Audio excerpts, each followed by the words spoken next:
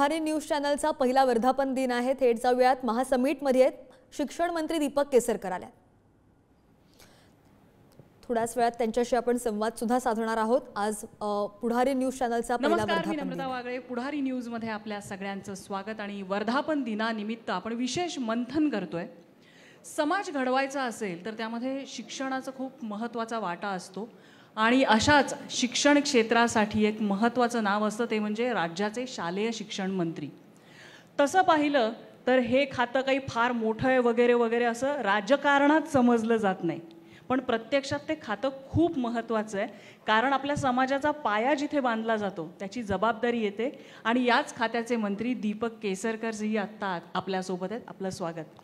नमस्कार। आणि पुढारी न्यूजला वर्धापन दिनाच्या निमित्ताने हार्दिक शुभेच्छा। प्रतापसिंहजीने जो आपण पाया रचला पुढारीचा, त्याच्यावर एक मानाचा तुरा, जे खरं चिरंजीव कसा असावा याचं साक्षात उदाहरण आहे की आपण वृत्तपत्राच्या क्षेत्रामध्ये केलं, त्यांनी मीडियाच्या क्षेत्रामध्ये केलं आणि आपले भोईटे साहेब आणि तुमचे सर्व सहकारी आहेत या ठिकाणी। पुढारीचं नाव हे पश्चिम महाराष्ट्रापुरतं न राहता आणि महाराष्ट्राच्या विशिष्ट भागात न राहता पूर्ण महाराष्ट्रामध्ये पुढारी न्यूजमुळे पोचलं, हे मला गौरवपूर्ण उल्लेख करावासा वाटतो। केसरकरजी, जसं मी आता सुरुवातीला उल्लेख केला की शालेय शिक्षण खातं हे राजकीय दृष्ट्या तसं लुक्रेटिव्ह समजलं जात नाही, जसं गृह बांधकाम वगैरे वगैरे ही मोठी खाती समजली जातात। पण तुमचं खातं खूप महत्त्वाचं आहे। काय आव्हानं असतात या खात्यासमोरची? आपल्याला पुढची पिढी घडवायची आहे आणि युरोपमधल्या एका देशाची जेवढी लोकसंख्या असावी तेवढ्या विद्यार्थ्यांना आम्ही शिकवतो। अनेक लोकांना माहिती नाही की शालेय शिक्षण विभागामध्ये 2 कोटी विद्यार्थी शिक्षण घेत असतात। आपल्याला पुढची पिढी घडवायची आहे आणि पुढचं राष्ट्रसुद्धा घडवायचं आहे। कारण एखादं युरोपियन कंट्रीमधलं जेवढं राष्ट्र असतं तेवढं आमच्या डिपार्टमेंटमधले विद्यार्थी आहेत। नाही, ही खरोखर खूप मोठी आणि आव्हानात्मक गोष्ट आहे। ज्यावेळेला आपण आव्हानांची गोष्ट करतो त्यावेळेला अगदी या शाळांमधल्या पायाभूत सुविधांपासून, अगदी गणवेशांपासून, मध्यान्ह भोजनापासून ते शालेय विद्यार्थ्यांच्या सुरक्षेपर्यंत ही सगळीच आव्हानं आहेत आणि या प्रत्येक पातळीवरती आज प्रश्न उपस्थित राहत आहेत। मला आपल्याला एवढंच सांगायचं आहे की मी ज्यावेळेला या खात्याचा कार्यभार सांभाळला त्यावेळेला त्याला शिक्षण खात्याऐवजी शिक्षक खातं असं स्वरूप होतं।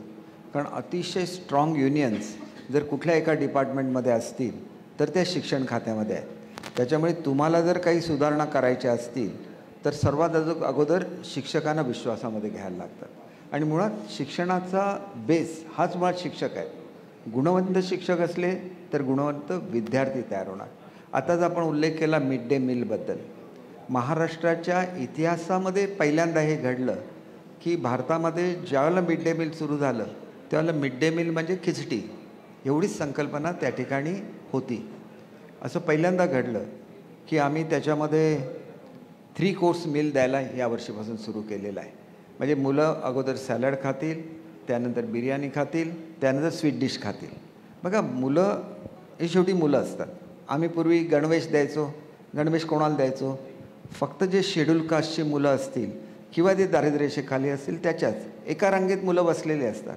एकाला गणवेश दिला जातो, एकाला गणवेश दिला जात नाही। ही प्रथा मी पहिल्यांदा मोडीत काढली आणि त्या ठिकाणी सर्व मुलांना गणवेश देण्याची व्यवस्था केली।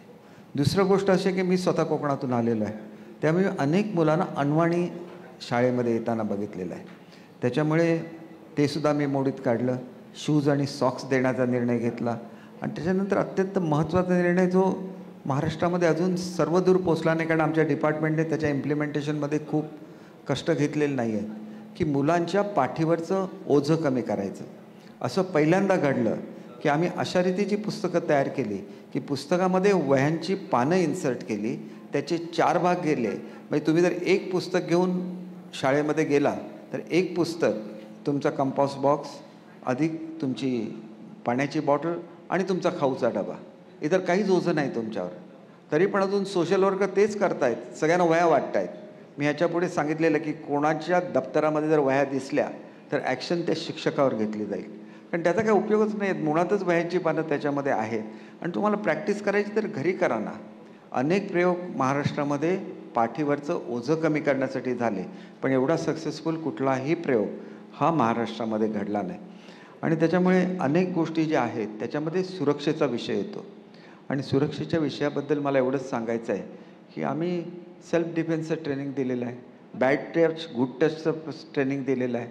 पण ज्या वयाच्या मुलांना हे ट्रेनिंग दिलं त्याच्यापेक्षा छोट्या मुलांवर सुद्धा अत्याचार व्हायला लागले, तर मग कुठेतरी अत्यंत कडक निर्णय घ्यायला लागतात. आणि म्हणून कालचा ज्यावेळेला प्रसंग घडला त्यावेळेला मुलांना अटेंडंट असतात जे त्यांना वॉशरूममध्ये घेऊन जातात. त्या महिलेची जबाबदारी असते की वॉशरूममध्ये त्यांना काही असिस्टन्स लागलं, त्यांना हात धुवायचे आहेत, इतर काही क्लिनलीनेस करायचं आहे, तर त्यांना असिस्ट करायचं आणि सुखरूपपणे आणून त्यांना परत वर्गात बसायचं. आणि त्याच जर ॲकंपनी नाही केल्या तर मग केवढा मोठा गुन्हा आहे. कालचा प्रसंग घडलाच नसता जर त्या महिला त्या छोट्या बालकांबरोबर गेल्या असत्या तर. म्हणून त्यांना आम्ही सहआरोपी करण्याची त्या ठिकाणी शिफारस केलेली आहे होम डिपार्टमेंटला. आणि त्याच्यानंतर ज्या शिक्षिकेला हा प्रसंग कळला क्लास टीचरला, किंवा ज्या मुख्याध्यापकाने 14 तारीखला जो प्रसंग घडूनसुद्धा 3 दिवस वेळ काढला, त्यांनासुद्धा आम्ही डिसमिस करण्याचं नोटिसा दिलेल्या आहेत. स्कूल कमिटीला हा इन्सिडन्स 14ला दिला की 16ला कळवलं, याच्या बाबतीत कन्फ्युजन आहे, म्हणून त्याची आम्ही चौकशी करायला सांगितली. आणि स्कूल कमिटीला जर 14ला कळलेलं असेल तर एंटायर स्कूल कमिटी बरखास्त करण्याची आम्ही ऑर्डर दिलेली आहे. कारण शेवटी तुम्हाला असे निर्णय घेतले पाहिजे की त्याची दहशत निर्माण होईल. त्याच्यापूर्वी जो आम्ही GR काढला त्याच्यामध्ये आम्ही अकाउंटेबिलिटी केली की तुम्हाला कळलं आणि तुम्ही नाही कळवलं तर तुमच्यावर ॲक्शन होईल. त्याच्यामुळे महाराष्ट्रामध्ये बघा पूर्वीच्या घडलेल्या घटना आता समोर यायला लागल्या, कारण आपल्या संस्थेची कुठेतरी बेइज्जती होईल म्हणून ह्या लपवल्या जात होत्या. पण त्याचा अन्याय कोणावर होत होता? लहान मुलांवर होत होता. एक अत्यंत वाईट घटना घडली आणि त्याच्यामुळे ह्या सगळ्याला गती मिळाली. आमच्या महिला बालकल्याण सभापतीसुद्धा या ठिकाणी आहेत. त्यांनी मला एक पत्र दिलेलं होतं की आपण एकत्र ह्याच्यावर निर्णय देऊया, कारण बालकांची जबाबदारी त्यांच्यावर येते, महिलांची जबाबदारी त्यांच्यावर येते. आम्ही एक अतिशय चांगला निर्णय घेतला की आम्ही महिला बालकल्याणचे जे कमिशनर आहेत त्यांच्या अध्यक्षतेखाली एक कमिटी नेमली. त्याच्यामध्ये आमच्या डिपार्टमेंटचे कमिशनर आहेत आणि आम्ही अशा तऱ्हेची एक सिस्टम बसवतो आहे की याच्यापुढे महाराष्ट्रामध्ये असं करण्याची हिंमत कोणाची होऊ नये. आणि याच्या व्यतिरिक्त स्वतः गृहमंत्री, मुख्यमंत्री हे तर कायद्यामध्येच बदल करत आहेत. या छोट्या मुलांवरचे जे अन्याय आहेत त्यांना फाशीच दिलं पाहिजे, ही आमची भावना आहे. शेवटी भारताच्या कायद्यामध्ये ते बसलं पाहिजे. मूळचा जो कायदा आहे ज्याच्याबद्दल बोललं जातं की आम्ही शक्ती विधेयक आणलं परंतु नवीन गव्हर्नमेंटने ते केलं नाही, हे साफ चुकीचं महाराष्ट्राला सांगितलं जातं आहे. शक्ती विधेयक, कारण मी सुद्धा 4 वर्ष गृहराज्यमंत्री होतो महाराष्ट्राचा. शक्ती विधेयकामध्ये ज्या तरतुदी होत्या या तत्कालीन आपला जो ॲक्ट आहे त्या ॲक्टशी विसंगत होता. आणि हा ॲक्ट आता सेंट्रलने ॲमेंड केला आणि त्याच्यामध्ये स्पेशल चॅप्टर आहे जो मुलांवरच्या आणि महिलांवरच्या अत्याचाराबद्दल आहे. त्याच्यामुळे आम्हाला आता राज्याचा कायदा बदलणं हे अधिक सुलभ झालेलं आहे. नेहमी खोटं काहीतरी बोलत राहायचं, आंदोलनं करायची, पण तुमच्याकडे स्वतः डिपार्टमेंट होतं, तुम्ही काय केलं? या कायद्याचं स्टेटस काय सध्या, शक्ती कायद्याचं किंवा ह्या नव्या अमेंडमेंट? आता त्याला शक्ती कायदा म्हणायचा की ठराविक कलमं त्याच्यातली बदलायची, जे इझी आहे, जे आम्ही कॅबिनेटमध्ये निर्णय घेऊन बदलू शकतो, तर त्याच्यावर आता आमचा विचार चाललेला आहे आणि त्याच्यावर काही एक्सपर्ट्स आम्ही नेमलेले आहे. आणि शक्ती कायदा जो आहे तो आम्ही पार्लमेंट कमिटीकडे म्हणजे आमच्या विधिमंडळाच्या ज्या समिती जॉईंट ग्रुपकडे पाठवलेला आहे. त्याची मीटिंग आम्ही लवकरच बोलू आणि त्याच्या संदर्भातला आम्ही योग्य तो निर्णय घेऊ. शेवटी हे ॲक्शन घेणारं सरकार आहे, हे नुसतं दाखवणारं सरकार नाही. आणि म्हणून मी ज्यावेळेला गृहराज्यमंत्री होतो त्यावेळेला मी एक प्रेझेंटेशन फडणवीस साहेबांकडे केलं होतं की आपण एक पॅनिक बटन हे प्रत्येक महिलेला द्यावं. आणि त्याचंसुद्धा एवढं सुंदर ते प्रेझेंटेशन होतं की पॅनिक बटन दाबल्यानंतर ज्या महिलेवर अटॅक झालेल तिची लोकेशन कळते, तिला जर कुठे नेत असेल तर ते सुद्धा ट्रॅकिंग त्याच्यामध्ये होतं. आणि इमिजिएटली तिने पॅनिक बटन दाबला की पोलीस स्टेशनला बझर वाजायला सुरुवात होतो. म्हणजे एवढी सुंदर सिस्टीम केली. नंतरच्या काळामध्ये काळ बदलला, नवीन मुख्यमंत्री आले, त्यांनी त्याच्यावर काय केलं ह्याचं उत्तर त्यांनी महाराष्ट्राला दिलं पाहिजे.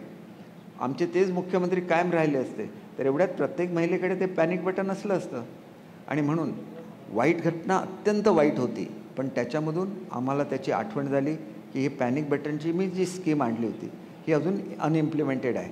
दुसरं असं आहे की महिलांकडे जो मोबाईल असतो त्याच्यामध्ये सुद्धा एक पॅनिक बटन असेल, त्यालासुद्धा ह्याच्यामध्ये लिंक करता येईल. म्हणजे प्रत्येकाला पॅनिक बटन देण्याची गरज नाही, पण पॅनिक बटन अशा ठिकाणी लावलं जाईल की समाजच्या गुन्हेगाराला हे कळणारच नाही. हे प्रॅक्टिकली कितपत शक्य आहे? म्हणजे 100% आपण आता शक्य आहे. मुंबईत म्हणतो, मुंबईमध्ये हाकेच्या अंतरावरती पोलीस चौक्या किंवा पोलीस स्टेशन्स असतात.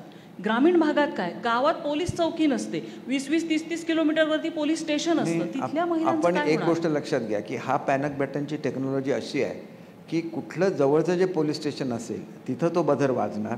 तो बझर वाजल्यानंतर प्रत्येक गावामध्ये पोलीस पाटील असतो, त्याला ते संपर्क साधू शकतात. किंवा नेटवर्क एक गोष्ट पोहोचत लक्षात नाही घ्या ग्रामीण भागात. की संपर्क कसा होणार? ज्या वेळेला गुन्हेगाराला कळणार की पॅनिक बटन दाबलं गेलंय, त्याचं गुन्हा करायची हिंमत होणार नाही. त्याला माहिती आहे की काही क्षणामध्ये पोलीस तिथं पोहोचतील. ग्रामीण भागामध्ये तुम्ही सांगता त्याप्रमाणे 15-20 मिनिटांनी पोहोचतील, मुंबईला ते 5 मिनिटात पोहोचतील. परंतु त्याला शिक्षा होणार हे 100% आहे. आणि त्याच्यामुळे ह्याचा सायकोलॉजिकल इफेक्टसुद्धा असतो. बघा, आम्ही विचार करतो, आम्ही इम्प्लिमेंट करण्याचा प्रयत्न करतो. ज्यावेळेला मी गृहराज्यमंत्री होतो त्यावेळेला कंप्लेंट बॉक्सची संकल्पना काढली.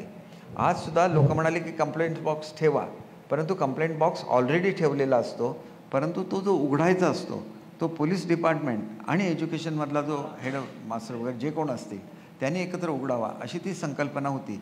सेम आम्ही कंटिन्यू करायचे आदेश दिले, परंतु प्रत्येक गोष्ट आम्ही बोलत नाही, आम्ही सातत्याने काम करत असतो.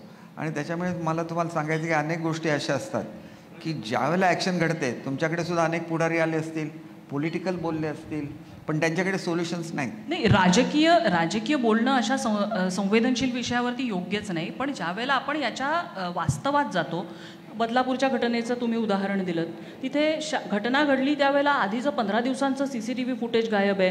तिथे जो कर्मचारी ज्याने हे कृत्य केलं तो नेमला कसा, तो नेमणारं कोण आहे, ही अकाउंटेबिलिटी कोणावरती फिक्स करायची? कारण मला नाही वाटत मुख्याध्यापकांचा त्यामध्ये रोल असेल. कमिटी मेंबर्सचं काय, त्यांच्यावर गुन्हे कधी आणि कसे दाखल होणार? मी ज्या दिवशी मला ही घटना घडली तेव्हा मी एंटायर डिपार्टमेंट आमचं मुंबईला बोलवून घेतलं, GR काढला आणि नंतर मी बदलापूरला गेलो.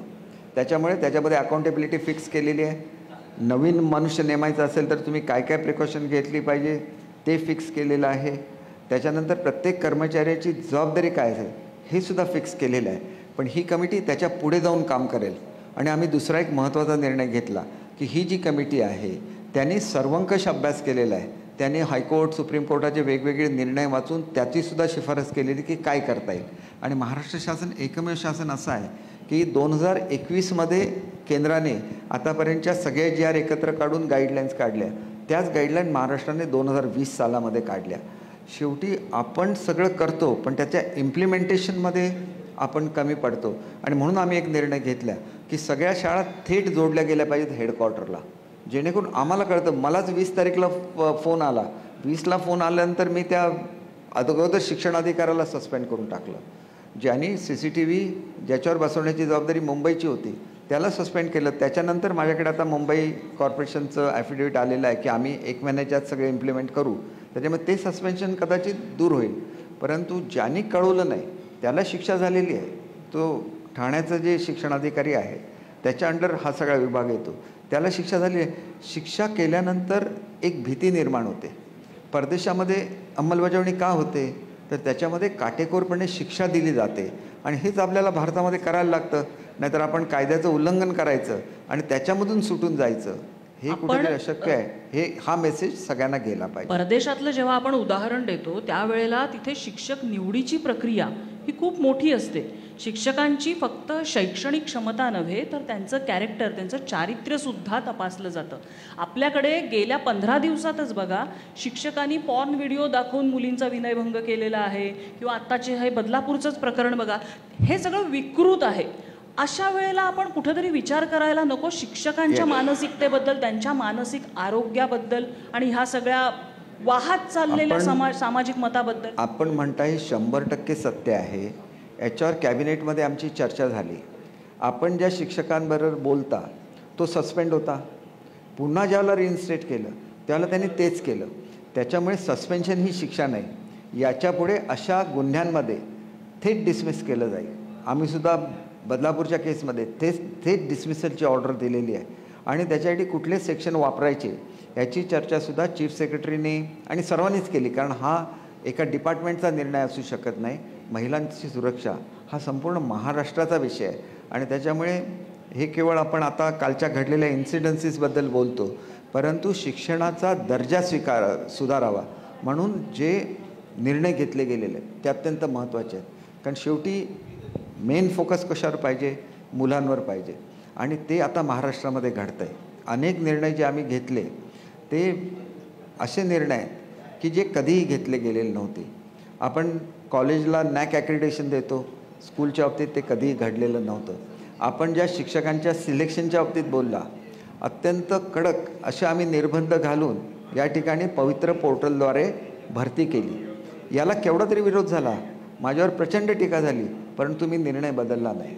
तुम्हाला जर क्वालिटी टीचर्स पाहिजे असतील तर तुम्हाला हे सगळं करायला लागेल. आम्ही ज्यावेळेला अपॉइंटमेंट करतो त्यावेळेला त्याच्यावर जर काही गुन्हा असेल तर आम्ही त्याची अपॉइंटमेंट करत नाही.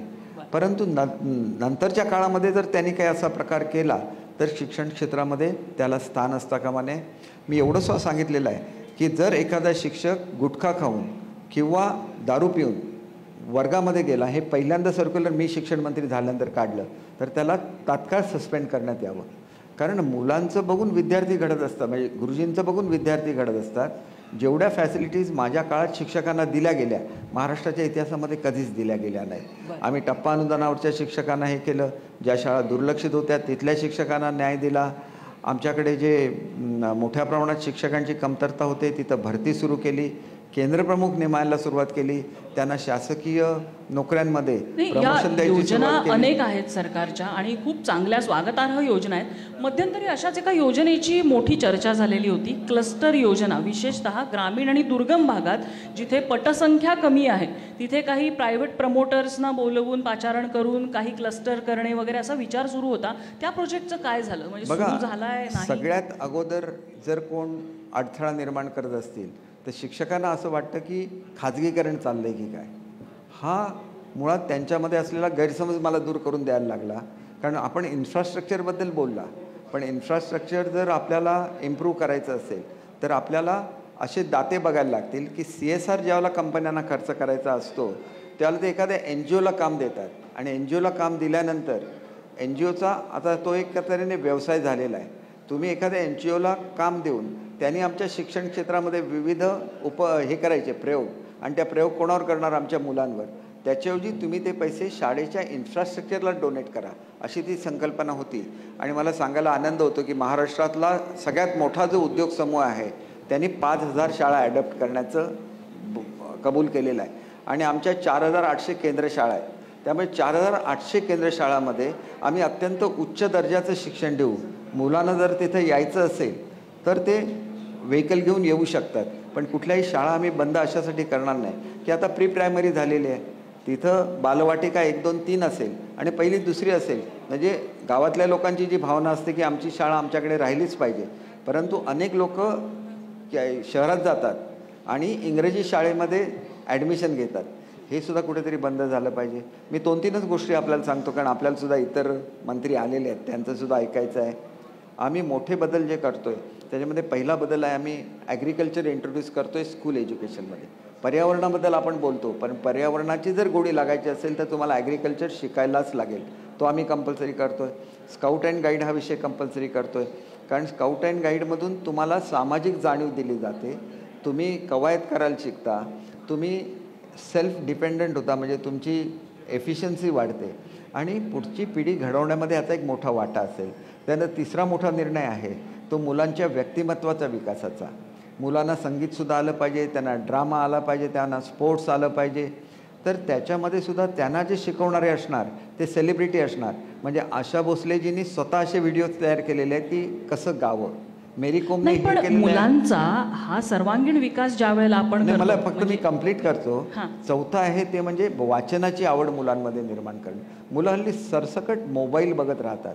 वाचनाची ज्या देशाने सगळ्यात जास्त वाचन केलं त्यांनी सगळ्यात जास्त सायंटिस्ट आणि नोबेल लॉरेट्स दिलेले आहेत जगाला. त्याच्यामुळे हा आमचा प्रयोग आहे. त्यानंतर स्वच्छतेच्या संदर्भातला प्रयोग आहे आणि हॅपी सॅटर्डे आहे. 5 दिवस तुम्ही भरपूर अभ्यास करा आणि 6वा दिवस भरपूर खेळा, व्यक्तिमत्वाचा विकास करा. आणि हे जे सगळे इतर विषय आहेत हे आम्ही शनिवारी ठेवलेले आहेत. सर्वांचा ड्रेस एकसारखा केलेला आहे आणि तो स्काउट गाईडचा युनिफॉर्मसुद्धा आहे. मध्यंतरीच्या काळामध्ये स्काउट गाईडचं कन्फ्युजन झालं, त्यांनी आयत्या वेळेला आम्हाला कळवलं की आम्ही स्काय ब्लू करणार होतो, त्याच्याऐवजी स्टील ग्रे झालं. त्याच्यामुळे थोडासा उशीर झाला ह्याच्यामध्ये डिस्ट्रीब्युशन करण्यामध्ये. पण आता प्रत्येक जवळजवळ 22,000 महिलांना ड्रेस शिवण्याची संधी मिळालेली. म्हणजे त्यांचं एम्पॉवरमेंट झालं, चांगल्या दर्जाचा कपडा मुलांना उपलब्ध झाला. आणि हा पहिला प्रयोग आहे. त्याच्यामुळे यावेळेला जरी उशीर झालेला असा तरी पुढच्या वर्षीचं टार्गेट असंच आहे की या ठिकाणी तटकरेताई बसलेले आहेत. आम्ही महिला आर्थिक विकास मंडळाला हे काम दिलेलं आहे आणि महिला आर्थिक विकास मंडळाच्या माध्यमातून जवळजवळ 15,000 ते 20,000 महिला आणि डायरेक्ट खेड्यामधल्या 15,000 ते 20,000 महिला थेट ह्या स्कीमवर काम करायला लागतील. म्हणजे महाराष्ट्रामध्ये क्रांती घडते आहे. पण एक जरी चूक झाली तरी मग त्यांना धारेवर धरायचं. तुम्ही काय केलं हा प्रश्न आहे. आजपर्यंत युनिफॉर्म तुम्ही त्यात जाऊन कपडा जो मुख्यमंत्री महोदयाने हाऊसमध्ये दाखवला की पॉलिएस्टरचा कपडा दिला जायचं, म्हणजे ज्याची किंमत 50% असते. आम्ही जो कपडा दिला तो कॉटन मिश्रित असतो आणि त्याच्यामुळे तो मुलांसाठी हेल्दी आहे. त्यामुळे लक्षात घ्या की आपल्याला बदल करायचा आहे आणि ह्या सगळ्या बदलाची सुरुवात झालेली आहे. याच्यानंतर 2 कोटी मुलं असतील तर त्याच्यातल्या प्रत्येक मुलाचं ऑब्झर्वेशन हे आमचं कमिशनर ऑफिस करेल, त्याची प्रगती हे करेल, बघेल आणि त्याप्रमाणे त्याच्यावर काय करायचं त्याचीसुद्धा डिसिजन घेईल. हे महाराष्ट्रामध्ये कधीही घडलेलं नव्हतं, आता घडतं आहे. आणि हे सगळं करताना माझं पहिलं 1.5 वर्ष शिक्षकांचे प्रश्न सोडवण्यामध्ये गेले आणि उरलेल्या 1 वर्षामध्ये हे सगळे रिफॉर्म्स मी शिक्षणामध्ये आणले. पुढचे जे मंत्री येतील त्यावेळेला त्यांना हा सगळा बेस मिळेल.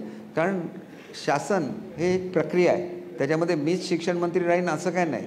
परंतु जे काही मला बेस्ट करता आलं शिक्षणामध्ये ते मी केलेलं आहे. एवढंच मला रिफॉर्म्स हे कालानुसार यायलाच हवेत, बदल व्हायलाच हवेत, कारण आपल्याला काल सुसंगत राहायचं आहे. थोडंसं राजकारणाकडे येऊया. राजकारणाकडे येण्यापूर्वी एक सांगतो, जो महत्त्वाचा निर्णय आम्ही घेतला की जर्मनीबरोबर एक करार केला वोकेशनल ट्रेनिंगचा आणि त्याच्याचबरोबर जर्मन भाषा शिकवायचा. आम्ही 4 लाख मॅनपॉवर ही जर्मनीला पाठवतो आहे. ते एक्झिस्टिंग त्यांनी स्किल डेव्हलपमेंट केली, त्यांची ती मॅनपॉवर आहे. परंतु याच्यानंतर 12वीमधला माझा मुलगा हा थेट जर्मनीला जाऊ शकेल आणि हा महाराष्ट्रामधला क्रांतिकारी निर्णय आहे. येणाऱ्या पिढ्या याची आठवण काढतील एवढी मी आपल्याला खात्री देतो. क्या बात आहे. म्हणजे असे निर्णय हे काल सुसंगत आहेत, कारण एकीकडे आपण वसुधैव कुटुंबकम म्हणतोय आणि त्या दृष्टीने मला वाटतं टाकलेलं हे पाऊल आहे. राजकीय प्रश्नांकडे वळायलाच हवं थोडंसं, कारण कोकणातले नेते आम्हाला भेटलेत आणि कोकणामधला राजकीय वाद हा वारंवार आता सरफेस होतोय. आत्ता नुकतीच घडलेली दुर्दैवी घटना ती म्हणजे पुतळ्यासंदर्भातली छत्रपती शिवाजी महाराजांच्या. तर त्यावेळेला आपलं एक वक्तव्य ज्याबाबत खूप वाद झाला की अशा घटनांमधून काहीतरी चांगलं घडत असतं अशा आशयाचं तुम्ही वक्तव्य केलं होतं. नेमकं म्हणायचं काय होतं आणि जो वाद होतोय त्याच्याबद्दल काय म्हणाल तुम्ही? एक गोष्ट अशी आहे की खरं तर मी पुढारी न्यूजच्या कार्यक्रमाला आलो आहे आणि न्यूज हे फार मोठं सेक्टर आहे. एखादी बातमी जर अर्धवट दाखवली, एकच वाक्य कट करून दाखवलं, त्याच्यातून चुकीचा अर्थ निघू शकतो. माझं वाक्य काय होतं की ही अत्यंत दुर्दैवी घटना घडलेली आहे, पण ही आता घटना होऊन गेली, म्हणजे वाईट होऊन गेलेलं आहे. याच्यातून चांगलं काय घडायचं हे आपल्याला बघायला लागेल. वाईटातून चांगलं घडू शकतं. आणि मला सांगायचं आहे, मी हे कॅमेऱ्यासमोर सांगतो आहे, मी जो आराखडा आज मुख्यमंत्री महोदयांना देणार आहे, घाईघाईमध्ये कार्यक्रम झाला ठीक आहे, छत्रपती शिवाजी महाराजांचा पुतळा उभारला गेला, ते तर आमच्या सगळ्यांचं दैवत आहे, ही एक चांगली घटना होती. आम्हाला म्हणजे तोंड दाबून बुक्क्याचा मार दिला जातो आहे, कारण आम्ही तर चेक दिलेला होता नेव्हीला. नेव्ही ही एक सर्वोच्च यंत्रणा आहे जी देशाचं रक्षण करते. एखादी मला एक लेट मी कम्प्लीट चुकीचा अर्थ निघेल आणि त्यांच्यावर टीका करायची का? थोडं तरी काहीतरी बाळगा ना देशाबद्दलचं. घटना घडली, दुर्दैवी, 100% दुर्दैवी आहे. मी आता जो प्लान दिला आहे त्या प्लानमध्ये शिवसृष्टी निर्माण करायचा प्लान आहे आणि ती सगळी आरक्षणं मालवणच्या त्या छत्रपती शिवाजी महाराजांच्या पुतळ्याच्या आजूबाजूला आहे. ही घटना घडली नसती तर मला हे बोलायची संधी मिळाली नसती. त्या ठिकाणी जसं तुम्ही न्यूयॉर्कला गेल्यानंतर स्टॅच्यू ऑफ लिबर्टीला बोटीतून जाता तसं धक्का बांधून त्या ठिकाणी नेता येईल. तिथं शिवसृष्टी असेल, तिथं चांगल्यापैकी पार्किंग असेल आणि एक अद्भुत असं एक सृष्टी तिथं निर्माण होईल जी छत्रपती शिवाजी महाराजांच्या दूरदृष्टीचं प्रतीक असेल. कारण ते पहिले नेव्हल किंग होते भारताचे आणि मला सिंधुदुर्गवासी म्हणून अभिमान आहे की त्यांचं नेव्हल हेडक्वार्टर हे सिंधुदुर्ग जिल्ह्यामध्ये विजयदुर्गला होतं. अनेक लोकांना हे माहितीसुद्धा नाही. येतात कधी आजपर्यंत येऊन ते छत्रपती शिवाजी महाराजांच्या पुतळ्याला प्रणाम केला आहे? कधीच नाही. आज राजकारण करायचं म्हणून तिथं गेले तर हे राजकारण आहे. आम्ही दिवस रात्र याचा विचार करतो. जर तिथं शिवसृष्टी व्हायचं आहे तर आमचं कॉन्ट्रीब्युशन काय आहे याच्यावर आम्ही विचार करतो. आणि मी तुम्हाला सांगतो, येणारा पुतळा एवढा भव्य असेल आणि भारतातला सर्वोत्कृष्ट मूर्तिकार, मग खरं तर मुख्यमंत्री साहेब येणार आहेत आणि ते याच्याबद्दल तुम्हाला सांगतील. मुख्यमंत्री महोदय तर त्यांनी जी मराठा समाजाला आरक्षण देण्याची घोषणा केली ते छत्रपती शिवाजी महाराजांना वंदन करून घेतली. मग मनापासून आम्ही छत्रपती शिवाजी महाराजांचा आदर ठेवतो. तुम्ही मात्र वाटेल ते आमच्यावर बोलणार आणि आम्हाला आदर असल्यामुळे आम्ही ती सगळी टीका आमच्या अंगावर घेतली महाराष्ट्राचा अभिमान म्हणून. कारण सर्वोच्च काय हिमालय आहे आणि हिमालयाच्या मागे सह्याद्रीने राहिलंच पाहिजे. म्हणजे नेव्ही हे जर हिमालय असेल तर आम्हाला प्रसंगी टीका सहनसुद्धा करून आम्हाला हे सांगितलंच पाहिजे. कारण पुतळा उभारणं हे काय नेव्हीचं काम नाही. आणि त्याच्यामुळे त्यांनी जबाबदारी घेतली होती कारण त्यांना छत्रपती शिवाजी महाराजांचा अभिमान आहे. त्यांच्या फ्लॅगवर त्यांनी छत्रपती शिवाजी महाराजांचं बोधचिन्ह घेतलेलं आहे. कुठल्याच गोष्टीचा विचार करणार नाही का? भारताला स्वातंत्र्य होऊन एवढी वर्ष झाली तरी नेव्हीच्या फ्लॅगवर कधीही छत्रपती शिवाजी महाराज आले नाहीत, ज्यांनी नेव्हीची स्थापना पहिल्यांदा भारतामध्ये केली. कुठल्या गोष्टीवर राजकारण करताय? थोडा तरी विचार करा. आज तुम्ही मला बोलायची संधी दिली म्हणून मी सांगतो, उद्या कदाचित ह्याच्यावर टीका होईल. मी असं सुद्धा म्हटलं एक छोटंसं वाक्य होतं की एवढं चांगलं भव्य काहीतरी घडावं हे कदाचित छत्रपतींच्या विचाराशिवाय होऊ शकत नाही. भव्य दिवस घडलं पाहिजे, सगळं घडलं पाहिजे आणि ते घडणार आहे, प्रत्येकाचा 100% घडणार आहे. फक्त मला वाक्य पूर्ण करून द्या. त्यावेळेला नेव्हल डे होता आणि त्यावेळेला छत्रपती शिवाजी महाराजांना पंतप्रधानांनी त्या ठिकाणी येऊन नमन करावं ही त्याच्या मागची भावना होती. भावना चांगली होती. घाईघाईमध्ये कदाचित पुतळ्याची निर्मिती झाली असेल, जे चूकही असेल, आम्ही चूक मान्य करतो. परंतु तो निर्णय हा इन गुड फेथ घेतलेला निर्णय होता. कुठलाही निर्णय जो गुड फेथमध्ये घेतला जातो, महाराजांना वंदन करण्यासाठी म्हणजे घाई झाली हे मान्य करताय तुम्ही? आम्हाला मान्य आहे ना. कारण काय आहे की तो डेट ठरलेला होता. नेव्ही डेची डेट बदलता येत नाही. आणि त्याच वेळेला ज्या वेळेला फ्लॅगवर छत्रपती शिवाजी महाराजांचे बोधवाक्य लिहिण्याचं ठरवलं त्यावेळेला छत्रपती शिवाजी महाराजांचा एकही पुतळा हा मालवणमध्ये नाही आहे हे सुद्धा लक्षात घेतलं पाहिजे. त्याच्यामुळे पुतळा असणं सुद्धा तिथं आवश्यक होतं. तो 6 महिन्यामध्ये, आजसुद्धा आम्ही चौकशी केली तर तो पुतळा 6 महिन्यामध्ये तयार होऊ शकतो. म्हणजे जो 26 फुटाचा पुतळा असतो हे स्वतः काल जे सगळे भारतातले एक्सपर्ट आहेत त्यांनी दिलेलं हे ओपिनियन आहे. त्याच्यामुळे 6 महिन्यामध्ये पुतळा होऊ शकतो. फक्त एक गोष्ट आहे जी आम्ही आता सुधारतोय की पुतळे तयार करताना टेंडर काढले जातात आणि त्याच्यामुळे लोएस्ट असतं त्याला ते काम द्यायला लागतं. पुतळा बनवणं हे अतिशय जिकरीचं काम आहे आणि त्याच्यामुळे तिथं टेंडरचा विचार न करता आम्हाला एक फॅसिलिटी दिलेली आहे की अशी ज्यावेळेला कामं असतात त्यावेळेला मुख्य सचिवांच्या अध्यक्षतेखाली एक कमिटी असते आणि ती कमिटी टेंडर न करता काम करण्याचा निर्णय घेऊ शकतात. त्याची अंमलबजावणी करता आली नाही. आणि कालसुद्धा आम्ही नेव्हीला सांगितलं, तुमच्या नियमामध्ये बसत नसेल तर मुख्यमंत्री महोदयांनी सांगितलं, अर्थात मी नाही सांगितलं, की तुमच्या नियमात बसत नसेल तर आम्ही भव्य पुतळा तयार करू आणि तो नेव्हीला गिफ्ट म्हणून देऊ. कारण नेव्हीचं मोठेपणा स्व राहायला पाहिजे.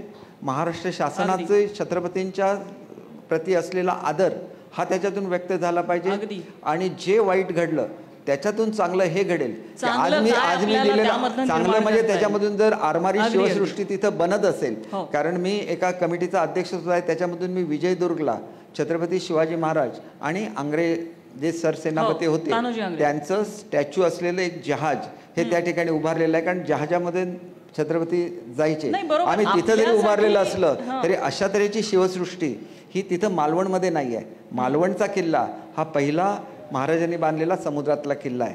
त्याच्यामुळे त्याचं जे महत्त्व आहे, जे लिबर्टी ऑफ स्टॅच्यूचं महत्त्व अमेरिकेच्या दृष्टीने असेल तर ते महत्त्व आमच्या दृष्टीने छत्रपती शिवाजी महाराजांच्या पुतळ्याचं आहे आणि ते तुम्हाला आम्ही प्रत्यक्ष करून दाखवू. आणि म्हणून तो प्रस्ताव मी मुख्यमंत्री महोदयांना दिला. कारण सिंधुदुर्गच्या कानाकोपऱ्याची माहिती मला आहे. माझा जन्म सिंधुदुर्गमध्ये झालेला आहे. त्या जिल्ह्याचा मला अभिमान आहे. आणि मी तुम्हाला सांगतो की मुळात माझा जन्म ज्या सावंतवाडी संस्थांमध्ये झालं ते छत्रपतींच्या साम्राज्यामध्ये कधीच नव्हतं.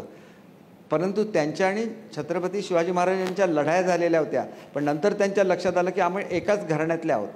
जर सावंतवाडी संस्थान नसतं तर छत्रपतीने गोवा कधीच काबीज केलं असतं. पण त्यांच्याशी सावंतवाडी संस्थांचा करार होता. मग ते शौर्यसुद्धा आम्ही बघितलं आहे. छत्रपती शिवाजी महाराजांचं शौर्य आम्ही बघितलेलं आहे. त्याच्यामुळे तुम्ही जे करता ते राजकारण आहे.